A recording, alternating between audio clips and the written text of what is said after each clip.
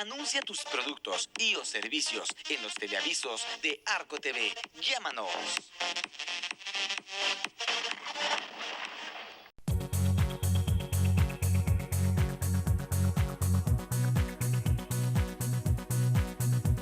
El canal de tu confianza, Arco TV, Canal 12. El canal de tu confianza, Arco TV, Canal 12.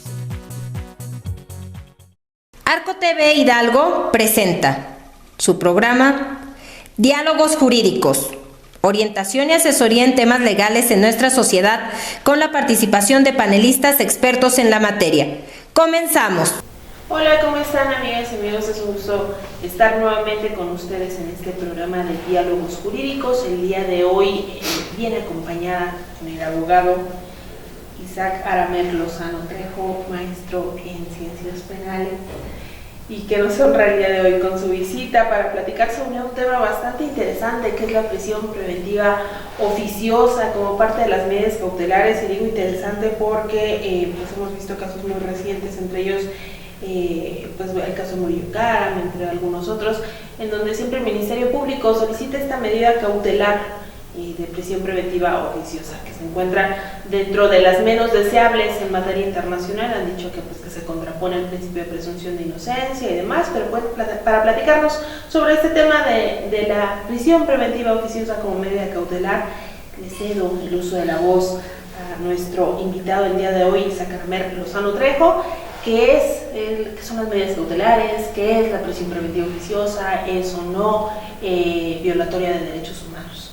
Bien, muchas gracias, maestra, aquí en su programa, que luego la supla usted. Bueno, las medidas cautelares, y bueno, todo el auditorio, muy buena tarde. Pues, ¿por dónde empezamos? Como dicen por ahí, por el principio.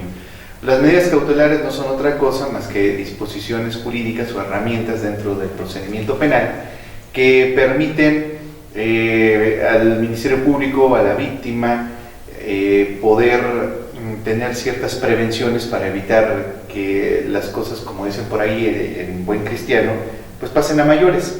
Y dentro de esos escenarios pues radican primero que permitan que la persona pueda comparecer al proceso. Eso ya lo sabemos, ¿no? Te dictan, si la persona hay peligro de fuga, entonces te dan la posibilidad de que tengas la prisión oficiosa para que garantice que la persona comparezca a su proceso. Pero esa parte ya la sabemos.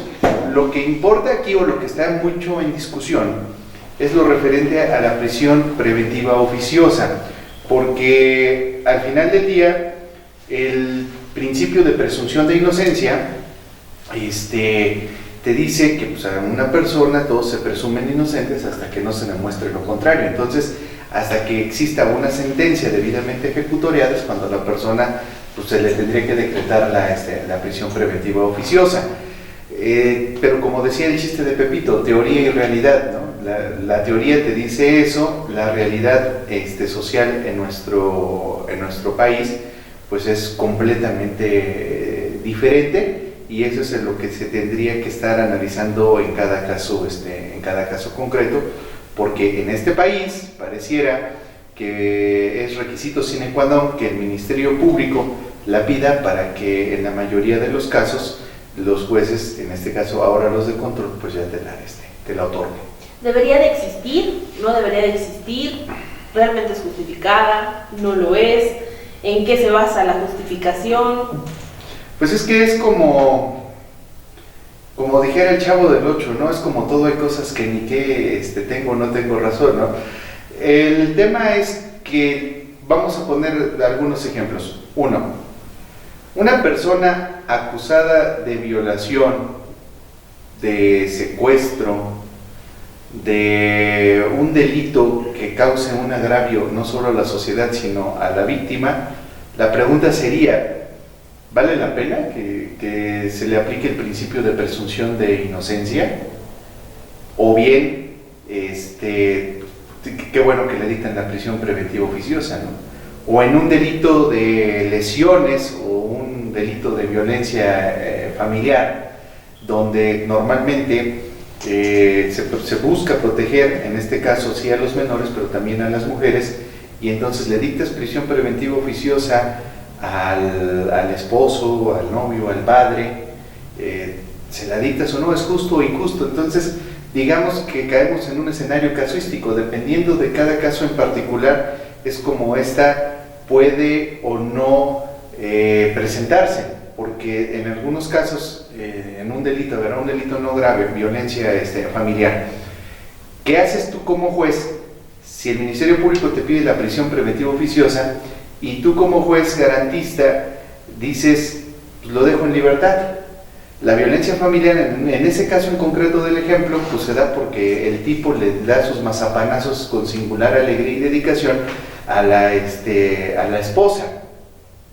Y entonces ante el juez, su defensa jura y perjura y meten constancias que no, que es una persona de bien, pero al final del día salen del juzgado y le vuelve a poner unos mazapanazos que a la mujer le genera o una incapacidad permanente, o la manda, como decía mi abuelita, pues al panteón.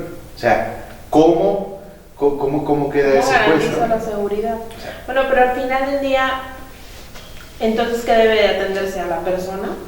A la persona a la quien se le está imponiendo la medida cautelar, porque además hay otras medidas cautelares tal vez menos rigurosas como una prisión preventiva oficiosa, y en el caso de las víctimas de violencia y demás, pues también hay medidas de protección que deberían de asegurarse. O sea, realmente qué debe de atender o cuáles son los principios o criterios que debería de atender un juez para fijar esta pena o esta medida cautelar en contra de una persona, sus antecedentes, la situación particular del caso, la reincidencia, o sea, qué es lo que realmente determina que una persona merezca o no merezca la prisión preventiva oficiosa.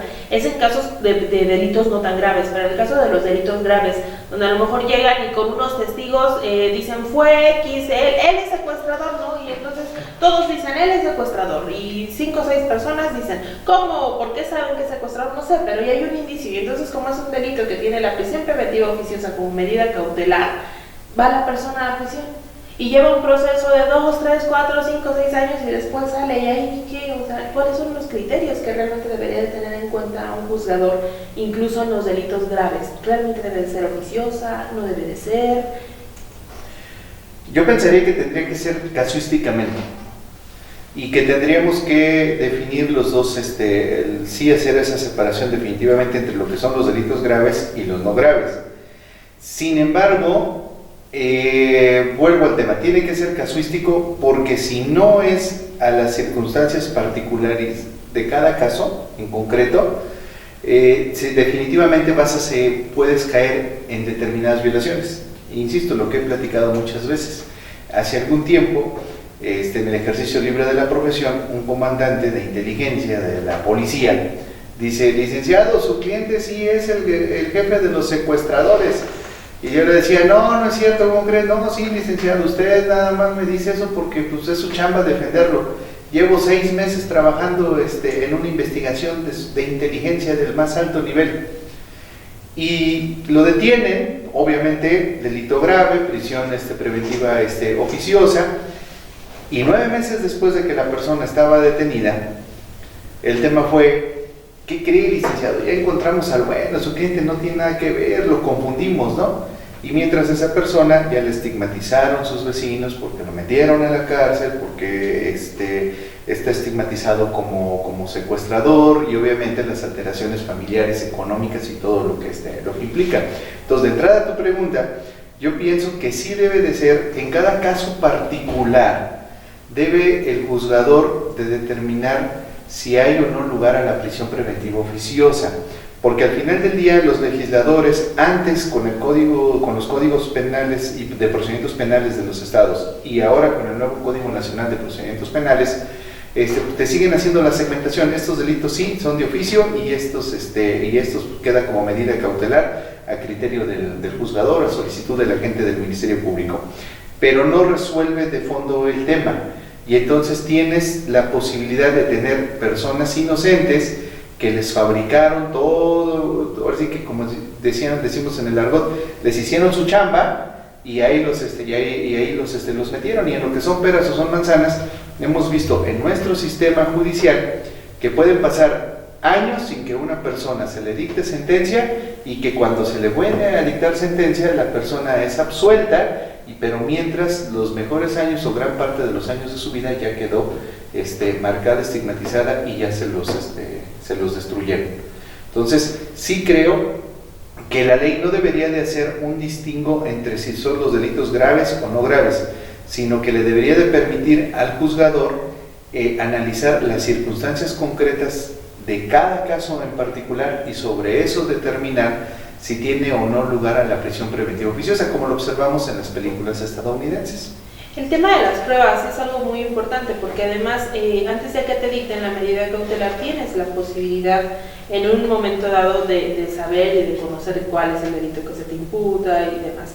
Pero hay una forma de cambiar esa medida cautelar, es definitiva, puedo ofrecer alguna prueba para modificarla, o ya durante todo mi proceso estoy sujeto a la prisión preventiva oficiosa, o vemos como por ejemplo en el caso de Rosario Robles, ¿no? Que sí pudo cambiar la medida cautelar. No, se puede cambiar en diversos momentos. El problema radica en que en la práctica jurídica los abogados y obviamente pues ya los acusados no están ambientados en el tema. Ejemplo, una persona se le inicia su carpeta de investigación, sabe que está siendo investigado o acusada por un determinado delito, pero el abogado torpemente no se basa o no trabaja durante esa etapa en la etapa de la investigación sobre medios idóneos para determinar, primero, que esa persona no es peligrosa, segundo, que esa persona pues cuál es su conducta, que no representa un peligro ni para la sociedad ni para la víctima. Ese es lo que lo deja completamente de lado. Cuando llegan a la audiencia inicial, pues sorpresa, en el mejor de los casos trabajaron sobre el cuerpo del delito y la probable responsabilidad con sus medios de prueba, pero en el peor de los casos no hicieron nada. Pero la constante es que ni en uno ni en otro caso trabajó para prever siquiera que el Ministerio Público le iba a pedir al juez de control y el juez de control le iba a dictar una posible prisión oficiosa, ¿no? O sea, se quedan con el sistema pasado de, pues no es grave el delito. Pues no es grave, pero ¿qué crees? Tienes la puerta abierta que te la puedan imputar. Entonces, si bien es cierto que hoy te la dictan y que despasado un tiempo que no es específico, la puedes cambiar, pero siempre y cuando trabajes sobre los elementos, en destruir los elementos que le llevaron al juzgador dictarla. Ok, y en este caso, ¿a quién le cuesta? A las personas que están en reclusión, porque digo, eso también hay que pensarlo, ¿no? ¿Realmente al Estado le conviene tener tantas personas en prisión preventiva oficiosa esperando una sentencia? Pues no, le cuesta a nuestro productor, le cuestan a ti como conductora, me cuestan a mí, le cuestan a todos los contribuyentes de este país, porque como tú sabes y nos han platicado, el que estén las personas ahí son impresionantes, ¿no? Por ejemplo, lo que nos decían hace algunos días o nos platicaban en los ceferezos, los contratos que están por 30 años para alimentar a un determinado número de personas y que te dicen, te contraté para 10 personas aunque tengas 2, pero a mí me pagas por 10 y yo no sé si tengas 10 o 5, de todas maneras ahí ahí me estás pagando. Entonces, ¿y ese dinero de dónde sale? Pues sale de los impuestos que pagamos todos. Entonces eso también tendría que ser un punto a considerar por los juzgadores, ¿no? Realmente ver el escenario incluso de sobrepoblación que ya hay en los centros de reinserción social como para seguirle metiendo más personas, cuando algunos de ellos también incluso tienen la posibilidad de dar un cambio de medida cautelar. Tendrían que revisarlo de manera muy minuciosa, pero espérame, no me contestas, ahorita que regresemos de una breve pausa para que me continúes platicando al respecto. Okay. En un momento continuamos con más orientación y asesoría legal en Diálogos Jurídicos. No le cambien, están en Arco TV Hidalgo, el canal de tu confianza. Anuncia tus productos y o servicios en Arco TV. Llámanos. Continuamos con más orientación y asesoría legal en Diálogos Jurídicos por Arco TV Hidalgo, el canal de tu confianza. Ok, estamos de regreso y bueno, continuamos platicando sobre el tema de la prisión preventiva oficiosa. Antes de irnos a esta breve pausa, platicábamos, realmente se tiene que revisar caso por caso, vale la pena que sean recluidas tantas personas, la sobrepoblación como una consideración que deberían de tener en cuenta los juzgadores al momento de fijar las medidas cautelares. Y bueno, realmente esto impacta en el bolsillo de quienes somos contribuyentes y que de alguna manera pues los centros de reinserción social subsisten gracias al Estado. Entonces, ¿cómo funciona aquí este tema? No, mira, yo creo que el principal, básico y único criterio que debe de existir para poder determinar la prisión preventiva oficiosa debe ser el análisis en particular de cada caso concreto. Y si a partir de ese análisis, de ese caso concreto, vamos a pensar, si tengo 10 casos, y de esos 10 casos, los 10 merecen prisión preventiva oficiosa, son las 10 personas que voy a tener en mi centro de reinserción social.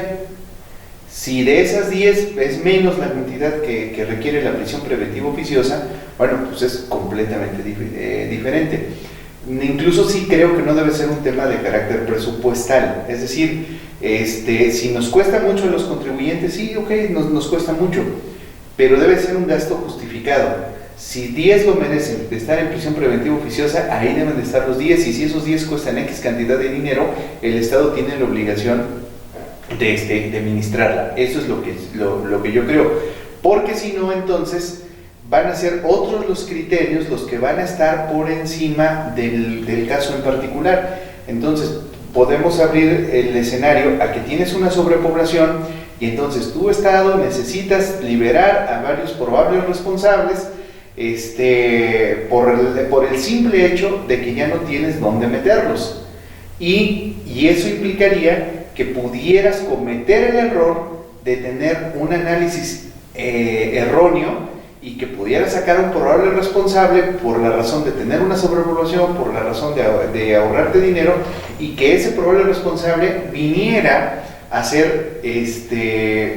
terminar lo que no terminó con alguna de sus víctimas, o a generar un problema mayor. Por eso es que sí creo, uno, que debe de ser un análisis minucioso de cada caso concreto. Dos, debe de existir mejor preparación en las defensas, en los abogados defensores públicos o particulares, precisamente para trabajar sobre el tema de las medidas cautelares, porque hasta ahorita en mi experiencia, de lo que veo en lo propio y en lo externo, no hay un adiestramiento de parte de las defensas sobre el manejo, la petición y la forma de cómo lograr una u otra medida cautelar. En el tema de las medidas cautelares.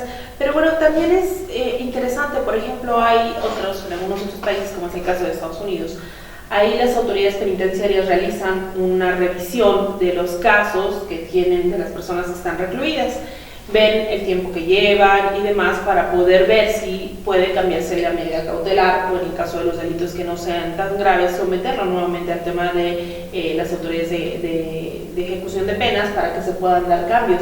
Pero en el caso de nuestro país no, si tú no lo pides, simple y sencillamente a la autoridad no le interesa, y entonces a lo mejor ya tienes conmutada mucha de tu pena y podrías obtener un beneficio, pero como tú no lo sabes y como nadie te lo dice, pues obviamente no tienes acceso a esa posibilidad. Esto realmente tendría que ser una obligación de la persona que está privada de su libertad, o también podría ser una obligación del Estado revisar los casos, no solo los que van llegando, sino los que ya están adentro, y también ir reduciendo así los índices de sobrepoblación que se tienen, porque aquí en Hidalgo, pues las cárceles que tenemos, los centros de reclusión social, la mayoría están con sobrepoblación. Entonces, ¿qué hacen qué hacer en esos casos?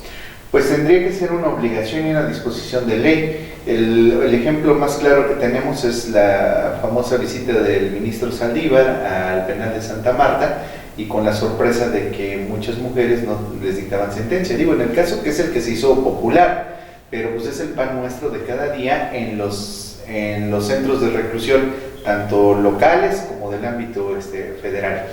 Sí debe de haber una obligación de parte de las autoridades, en eso sí, sí coincido, como también, así como pidieron, así como el juez de control o los jueces de juicios orales detectan que el abogado, si no sabe sobre el juicio oral, le piden que se vaya, pues también debería de haber un espacio procesal más solemne o exprofeso, ser más meticuloso, esa sería la palabra. ¿Consideras que sea necesario también, por ejemplo, hacer revisiones periódicas de los casos, incluso de las personas que ya están sentenciadas, para que ellas puedan informarse, acceder al tema de si hay algún beneficio de libertad anticipada y demás?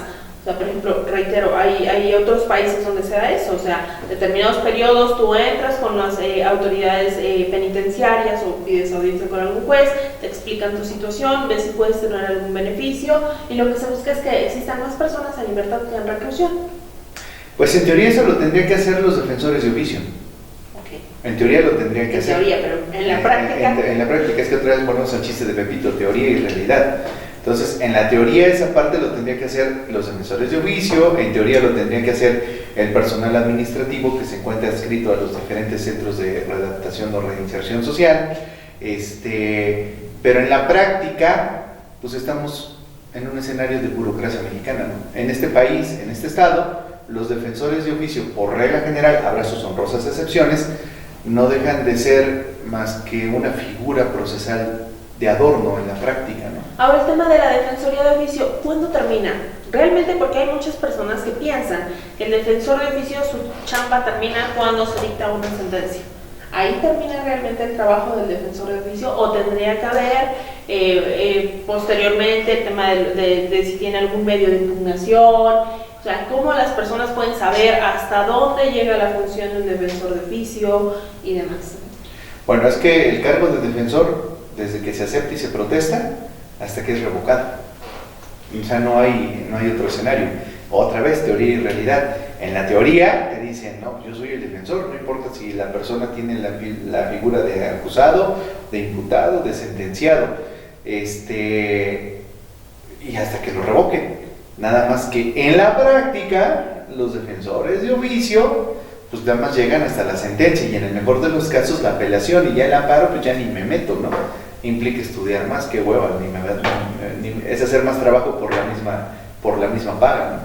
Ok, y por ejemplo en este caso sería necesario reformar el tema de las defensorías de oficio, las defensorías públicas, en cómo deben de prestar sus servicios, hasta dónde están obligados, con qué periodicidad deben de estar, porque también era una práctica común que el defensor de oficio ni siquiera estaba presente en las diligencias, en el anterior sistema, sobre todo en este, bueno, que ya todo es video grabado y es más fácil que puedas tener la certeza de que está un defensor, y precisamente fue de las causas por las cuales se reforma nuestro sistema penal, porque no había certeza ni de que estuvieran las autoridades ni de que estuvieran los defensores, y entonces estaba ahí la persona inculpada, imputada, y pues resulta que estaba nada más con el auxiliar del MP que recababa la declaración y firmen todos, se acabó, ¿no? Y no había esta comunicación con las partes. En el caso de los defensores realmente necesitan renovar o reformar su trabajo, tener como más certeza en que sí están en contacto con el imputado, en que sí le explican el proceso, en que después de que ya se sentenció incluso pueden tener esta comunicación y, repito, ver si pueden cambiar su medida cautelar o si pueden tener algún beneficio. Bueno, primero, las defensorías de oficio tendrían que ser un organismo público autónomo. O sea, de entrada, así como, bueno, no así como, porque los que están no son tan autónomos, ¿no? Son mafias de poder ahí enquistadas. Pero sí la defensoría de oficio tiene que ser un organismo público autónomo, que no dependa ni del Ejecutivo, ni del Judicial, ni de nadie.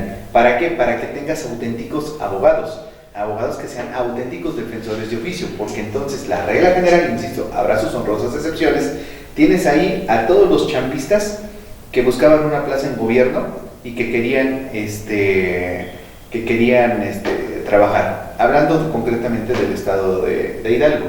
Entonces, si bien es cierto que por los juicios orales los tienes ya en el proceso penal, no menos cierto resulta que las viejas prácticas donde el defensor de oficio debe de estar y no está, se siguen dando mucho en la etapa de investigación, porque al final del día, finalmente lo único que hacen es recabar la firma. Si es un sábado a las 8 de la noche o a las 11 de la noche donde tienen un agente del Ministerio Público tiene una puesta a disposición, no está un defensor de oficio, y si está de guardia y tiene 2 o 3 audiencias ahí al mismo tiempo, no va a estar en las 3. Entonces, ese es un escenario. Y segundo, tener una reglamentación que te permita tener o garantizar que las personas que sean defensores de oficios sean auténticos abogados, personas capacitadas, porque en este momento, como un día lo dije en mis clases, muchos nada más llegan a la escuela por pasar, terminan la escuela y luego terminan de defensores de oficio, ¿no? O sea, la verdad, con mucho respeto a las honrosas excepciones que hay, pero esa es la regla general, que lo dije hace 20 años y 20 años después sigo observando lo mismo. Si les quitáramos las cámaras a los juzgados, los defensores de oficio sería nada más la pura burocracia de nada más firmar. Claro. Y en el caso, por ejemplo, revisando el tema de la prisión preventiva oficiosa, nos decías que sí se puede cambiar la medida cautelar, pero ¿qué necesito? ¿Cómo puedo cambiarla? Las personas que tienen un familiar que en este momento está, o que le dictaron una medida cautelar como es la prisión preventiva, ¿cómo puede cambiarla? ¿Dónde lo tiene que solicitar? ¿Con quién? ¿Por qué? Esa consulta causa honorarios. No, digo, en breve, en cortito, cuando menos para que sepan qué hacer, ¿no? Ya sabemos que además de asesorarse con los abogados y con los expertos, pues que tengan una idea de si pueden o no pueden cambiarlas, si ya mejor se resignan y lo van a visitar todos los jueves y los domingos, o qué pueden hacer. Sí les puedo decir que sí se puede cambiar la medida cautelar, pero la verdad de las cosas es que no todos los abogados tienen la habilidad para cambiar una medida cautelar. Y cambiar una medida cautelar, pues el código te establece diversos requisitos, y al final del día lo que necesitas pues es cumplir esos requisitos, y cumplir esos requisitos significa que los tienes que cumplir a detalle, tal cual como te los dice el código, porque si no lo haces por un requisito que te falte, por muy insignificante desde la perspectiva del abogado o del familiar que dice, ay licenciado, qué hueva, tengo que estar dado de alta en esto y tengo que conseguir esto y todo ese rollo, pues por eso no salen, y entonces todo pasa, les cobran honorarios, llegan a la audiencia, piensan que van a cambiarles la medida y la verdad es que no la cambian. O lo que hemos platicado mucho, ¿no? Otros piensan es que el tema es político y por eso están aquí. No, el tema no es político, el abogado que tienes es un reverendo sopenco y baboso y por eso no sales. Ese es el tema. No, es que es político, entonces hacen sus marchas, hacen sus desplegados, están afuera de los juzgados como 50, 100 gentes y queremos libertad para fulano y para pues muy bien, empieza cambiando a tu abogado, ¿no? Y que haga un trabajo jurídico, no mediático, de hacer todo un circo o un show. Entonces, uno, sí, contestando tu pregunta, sí se puede cambiar la medida cautelar. Dos, hay que cumplir estrictamente los requisitos que establece el Código Nacional de Procedimientos Penales, y si a un abogado aún así se la niegan es por 2 razones. La primera es que no los acreditó adecuadamente y lo puede recurrir vía apelación o amparo, según el caso, o lo que prefieran. Y la otra es que nada ganan con hacer los circos o shows mediáticos. Entonces, ¿cuáles son esos requisitos? Eso sí, danos la premisa de que sea de que esa consulta sí tenga honorarios, porque cuesta un montón saber leer y escribir para poderlos precisar. Claro, perfecto. Pues bueno, en el tema de la prisión preventiva también hoy veía justo una audiencia que se tuvo en la Corte Interamericana de Derechos Humanos del caso García Rodríguez contra México, y en alguno de los intervenciones que hacen en estos jueces de la Corte Interamericana, uno de ellos mencionaba, es que en el caso de México parece que la prisión preventiva oficiosa es el pan nuestro de cada día. Te llega un asunto de prisión preventiva, te llega otro asunto de prisión preventiva, ¿no? Y entonces es la medida cautelar más recurrente en México, pero no por ser la más recurrente es la correcta. Sin embargo, ¿cómo cambiar esa ideología o cómo cambiar esa ideología en los órganos jurisdiccionales? Necesitan estar más capacitados, necesitan sensibilizarse en el tema de atender cada caso en concreto, como lo referías. En el caso de los órganos jurisdiccionales, ¿qué es lo que hace falta para que dejen esta idiosincrasia de que la medida que más garantiza la seguridad de la víctima y el que no se vayan a dar a la fuga es la prisión preventiva? Mira, yo inicié mis trabajos como abogado en la región del Valle del Mezquital y concretamente en Ixmiquilpan. Y ahí aprendí y escuché muchas veces que hay un contexto que es inseparable del tema jurídico malamente. El tema político-social y el tema jurídico. No fue una, dos o tres veces, sino era el pan nuestro de cada día jurídico, en el que los jueces decían, pues le dicto auto de formal prisión y hay que el juez federal resuelva. Le giro el orden de aprehensión y hay que el juez federal resuelva. ¿Por qué? Porque al final del día, tanto en Ixmiquilpan, en Hidalgo y en este país, el tema de la ignorancia es el mejor campo fértil para que la desesperación, en este caso de las víctimas, florezca y se genere todo un escenario de teorías de la conspiración. Un caso muy concreto. ¿Qué hubiera pasado si a Jesús Murillo Caram no le dictan la medida cautelar que le dictaron, que era la prisión preventiva oficiosa? O sea, de entrada hay un tema político-social. ¿Qué pasa si a una persona acusada de violación no le dictan la prisión preventiva oficiosa, ¿no? Entonces, o sea, la sociedad es hasta cierto punto vengativa. Quiero ver a alguien en la cárcel, quiero ver sangre, quiero ver a alguien ahí adentro para sentir que entonces hay una parte de reparación del daño. Es el pan nuestro y la construcción de esta sociedad mexicana, en el sentido de que la venganza, la sed de venganza, el deseo de venganza es lo que lamentablemente nos sigue moviendo como sociedad. O sea, quieren ver sangre, quieren ver a Enrique Peña Nieto metido en la cárcel, quieren ver, o sea, a las personas que ponen como culpables de nuestros problemas como país y como sociedad, pues los quieres ver y los recriminan. Y a los presidentes de la República les van a recriminar si no, pues es el circo romano, ¿no? Pan y circo, y al final del día se pierde toda objetividad. ¿Por qué? Porque reacciona mucho la mayoría de nuestra población por las emociones, más allá que por el tema del conocimiento jurídico, más allá que por los derechos humanos. O sea, al imaginario colectivo poco le importa si hay derechos humanos, es simple y sencillamente lo que perciben sus emociones. ¿Y por qué el Ministerio Público siempre solicita la prisión preventiva oficiosa? Al final del día el Ministerio Público es un representante del Estado, en este caso quien investiga el tema de los delitos, pero es el primero en solicitar la medida cautelar de prisión preventiva oficiosa, como si no existieran más medidas. ¿Por qué hacer ese show si algo? Porque ese está peor, y digo peor, o sea, ese está peor. El agente del Ministerio Público parece que los meten en una escuelita donde les dicen teoría de la estigmatización. En el momento que una víctima te llegue, en ese momento le vas a creer todo, y en el momento que veas al acusado ya lo identificas como culpable. O sea, el padre nuestro de la gente del Ministerio Público es: todo mundo se me presume culpable, desgraciado y maldito en esta sociedad hasta que no me demuestres lo contrario. Entonces, pues es más cómodo, es lavarse también las manos.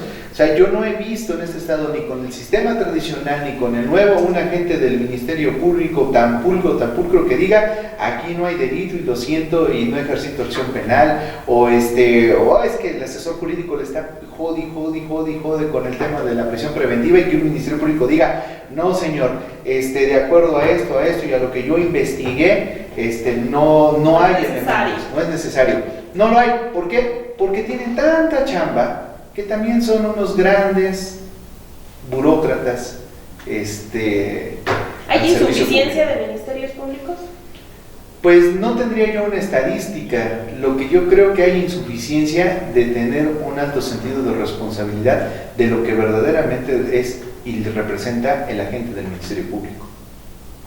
Correcto. Pues bueno, ¿algún mensaje final para las personas que están en este momento en un proceso similar, familiares, amigos, y que bueno, que están en esta lamentable situación de ver a alguien de sus seres queridos o amigos en la cárcel? ¿Qué les puedes recomendar?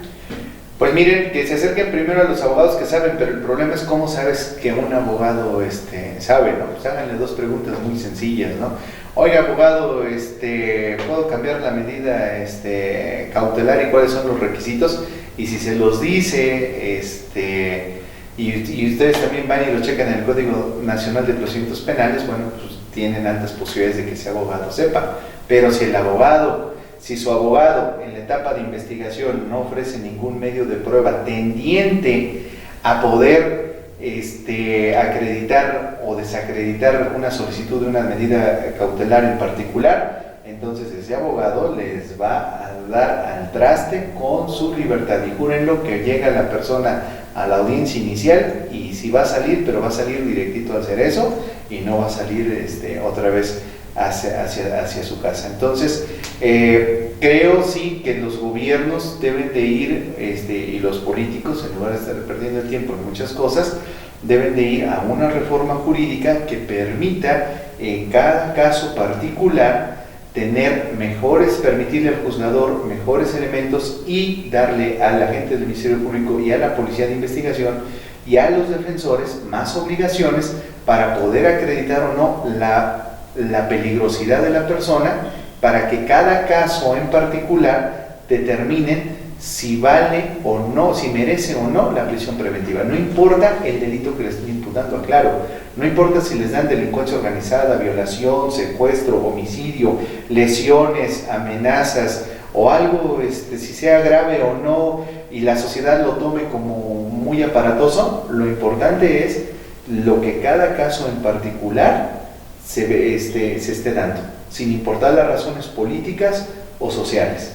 Si la defensa hubiera sido habilidosa para acreditar que el licenciado Jesús Murillo Caram no se le merecía la prisión preventiva oficiosa, pues lo hubieran logrado. Pero realmente casi puedo asegurar que no hubo ningún mecanismo que sirviera para la medida cautelar, porque todos van orientados principalmente al cuerpo del delito y a la probable responsabilidad. Y la medida cautelar es como el apéndice en la memoria de los abogados. Sí, no olvidemos el caso de Rosario Robles. ¿Cuánto tiempo le llevó cambiar su medida cautelar? Solo cambiarla. O sea, es mucho tiempo que estuvo en prisión para que al final alguien le dijera, no, ¿qué crees? Que siempre sí te la puedo cambiar, ¿no? Entonces, bueno, pues muchísimas gracias por esta información tan valiosa. Les seguimos invitando a que no se pierdan estos diálogos jurídicos para que pues igual vayan adquiriendo un poquito de información, se vayan empapando sobre temas que sean de interés para todos, y todos podemos estar sujetos en algún momento de necesitar un buen abogado, una buena asesoría, y pues acérquense a los expertos. Uno de ellos pues está aquí presente. Les deseo mucho éxito y nos vemos próximamente en un programa más de diálogos jurídicos. Arco TV Hidalgo presentó su programa Diálogos Jurídicos, orientación y asesoría en temas legales, sociales y económicos, un apoyo a nuestra comunidad en los lugares más marginados con la participación de panelistas expertos en la materia. Hasta la próxima. Anuncia tus productos y o servicios en los teleavisos de Arco TV. Llámanos.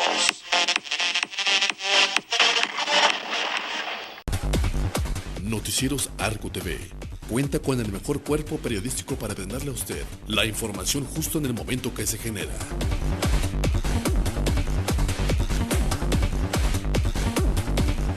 Porque la información es poder y el poder se lo da. Noticieros Arco TV.